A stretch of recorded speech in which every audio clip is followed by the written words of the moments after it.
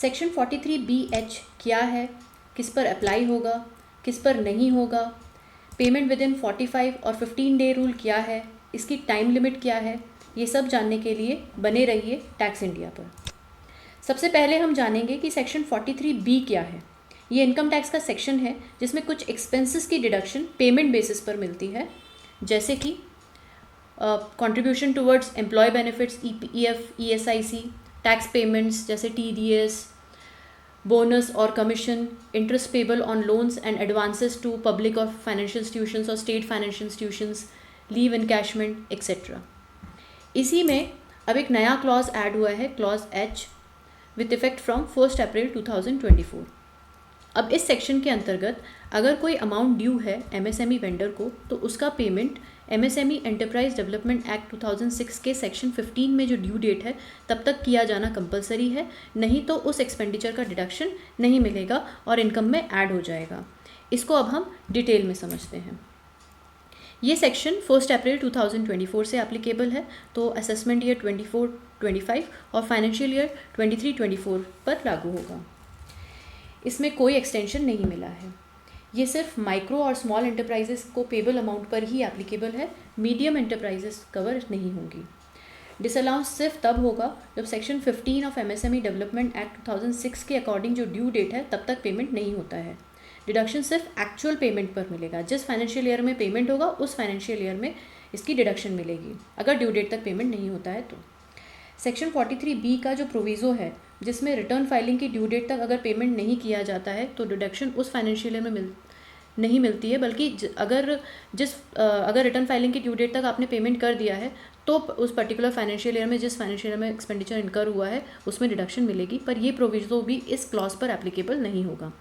Section 15 of MSME development act की due date तक ही payment करना है, तो फिर उस फाइनेंशियल ईयर की ड्यू डेट के दैट इज 31 मार्च तक पेमेंट करना कंपलसरी है। या तो ड्यू डेट तक आप पेमेंट कर दीजिए या फिर 31 मार्च से पहले पेमेंट कर दीजिए, तो आपको इसका रिडक्शन मिलेगा।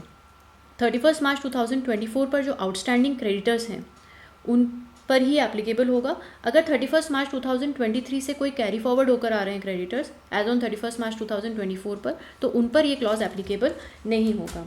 अगर आप प्रिज्यूम्टिव बेसिस पर अपना ITR फाइल करते हैं सेक्शन 44AD, ADA, AE, तो उस पर भी ये क्लॉज एप्लीकेबल नहीं होगा। इस प्रकार इसमें छोटे व्यापारियों को फ़ायदा दिया गया है। कैपिटल एक्सपेंडिचर से रिलेटेड क्रेडिटर्स पर भी ये अप्लाई नहीं होगा और साथ ही डेप्रीसिएशन पर भी ये एप्लीकेबल नहीं होगा।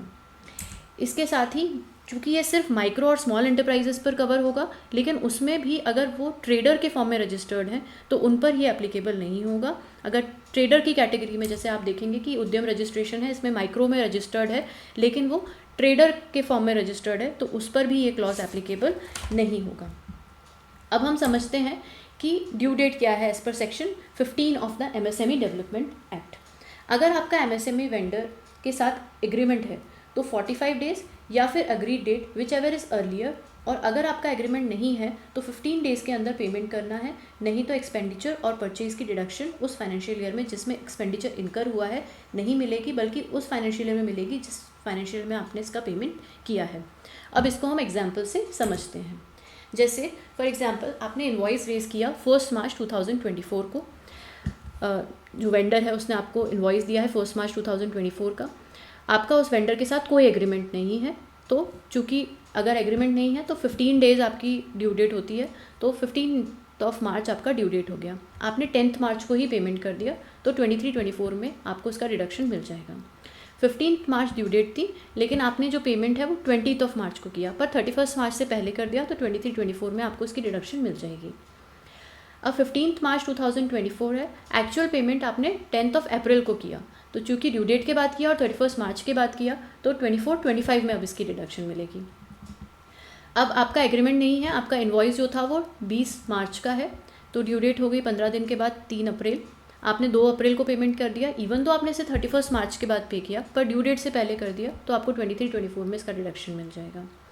20 मार्च 2024 का पर था इन्वॉइस, कोई एग्रीमेंट नहीं है, 3 अप्रैल आपकी ड्यू डेट हो गई।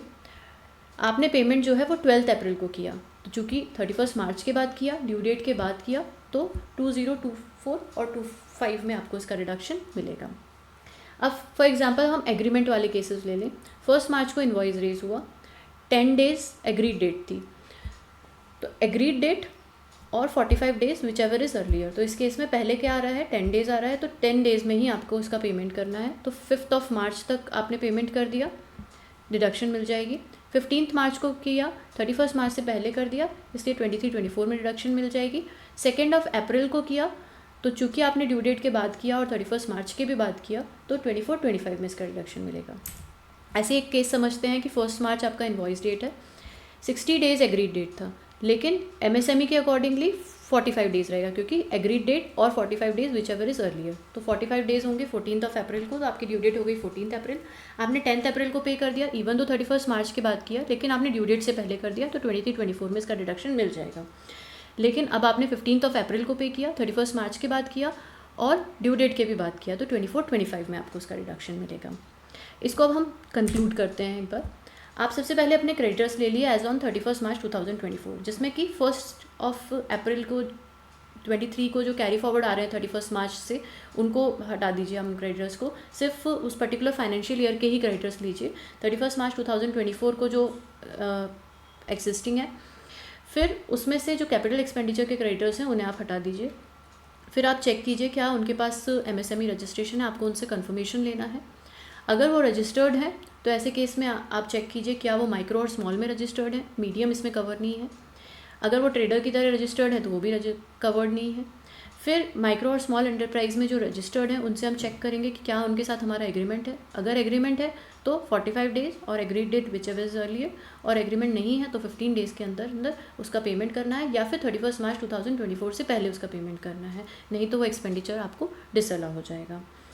ये सेक्शन गवर्नमेंट के छोटे व्यापारियों की लिक्विडिटी को मेंटेन करने के उद्देश्य से लाया गया है। और अधिक जानकारी के लिए stay tune to my channel. धन्यवाद, गुड बाय।